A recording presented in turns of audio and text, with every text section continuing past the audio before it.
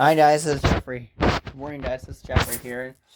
Hi guys, this is Jeffrey here, and welcome to another channel awesome reaction video. And, it's another Disney December. It's the Incredibles. Yeah, it's only the second Disney December where he reviewed all of the Pixar films and all the CGI slash Pixar films. CGI and Pixar films. Anyway, The Incredibles. Package your flight, car, and hotel, and you can say, Help me. Special K cereals have real strawberries and almonds Mm-hmm. and are made with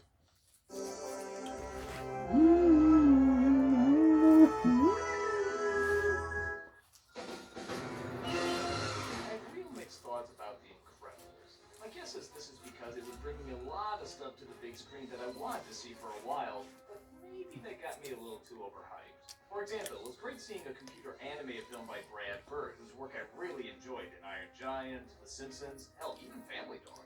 It was great seeing a comedic superhero movie, which at the time we only sort of got the tick and maybe one or two other ones that didn't really go anywhere. So it was great seeing an awesome team of writers from Pixar take on a subject matter like this. I also like the idea that it's a superhero family. We haven't seen that before, and it allows for a lot of creative characters and powers and abilities, and oh gosh, this is just going to be awesome.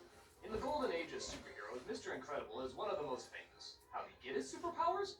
Who cares? They just exist. And apparently they exist for a lot of other superheroes who apparently just have superpowers. It's cool, I'll buy it.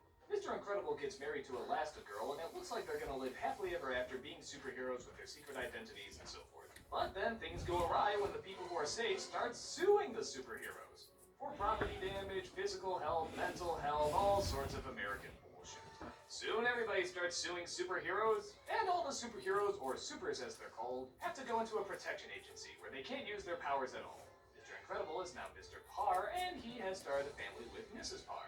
They have 3 children who, as you'd expect, also have superpowers. And while the rest of the family, for the most part, seem to fit in okay without using their powers, Mr. Parr is going through the always popular midlife crisis. He misses the golden days, the sense of adventure, hates being in an office, and hates turning people down. In fact, he even performs superhero jobs on the side, but never lets his wife know. Things start to change, though, when he gets a letter from a woman named Mirage, who has a ton of secret missions lined up for him and wants him to return to the glory days of superherohood. Mr. Parr agrees, going behind his family's back, but little does he know that a villain named Syndrome is actually planning the whole thing. It's nice to see a Pixar film that actually focuses on people for once. And what I like is that they don't try to make them look like actual people, they try to make them look like 3D cartoons. Brad Bird always had great designs for his animations, and they show here. It doesn't look like something that started being designed in a computer, it looks like it was drawn first, and then turned into a 3D model. That makes the designs as well as the characters much more memorable. And it's also nice to see Pixar continue with its dramatic tone. Incredibles actually doesn't have as many laughs as you would think it would. It focuses more on Mr. Parr's midlife crisis, how all the color is sucked out of his world and how he wants a little sympathy from his family, whether it's really deserving to him or not. But that's kind of my main problem with the film. The movie is called The Incredibles, but really it should have been called Mr. Incredible and His Family, because the focus is mostly on him. And to be honest, you can kind of get the gist of what he's going through in maybe the first 10 minutes. The family gets focused too, but not until the last third, really. And I like the family a lot. I like Mrs. Parr. I like Dash. I like Violet. I like that baby that has that psychotic breakdown at the end. I really wanted more of them. I wanted more of their powers. I wanted more of their personality. I wanted to see more of their interactions. And like I said, we do get a lot of that in the last third, but the majority of it is dealing with Mr. Parr's midlife crisis. And for me, I think it just has too much focus. There's still some redeeming qualities in the first 2/3, though. For example, there's this really great designer character that's actually voiced by Brad Bird as well. She designs the costumes for the family. It's a lot of fun just seeing her almost psychotic passion for what she does. But voice acting aside, one of the sad weaknesses of Brad Bird's work is that the stories are often a little choppy. As much as I love Iron Giant and a lot of his other works, I'll be the first to admit that the narratives are not very flowing. I mean, they work okay, and the characters I think are ultimately what pulls it through.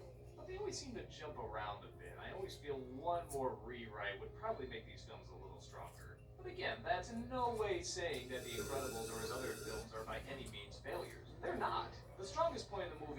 last third, where you see the powers being used, you see the family interacting, you see the comedy, you see the action, you see the villain, you see all the stuff that you're waiting for. And it is well worth the wait. I only wish I could have seen more of this in the first 2/3. I think if they did that, I probably would have Since really I got a loved notice it. for it, But for what it is, I when it am does get going the to parts that does St. really Patrick's well, Day it's a ton of fun. dance And out it's smart, 16. and it's emotional, and it has good jokes. I think Brad Bird's biggest strength is his connections with families. I love how the mother talks to the kids very much like how a mother would talk to her kids, even if it is a very bizarre setup.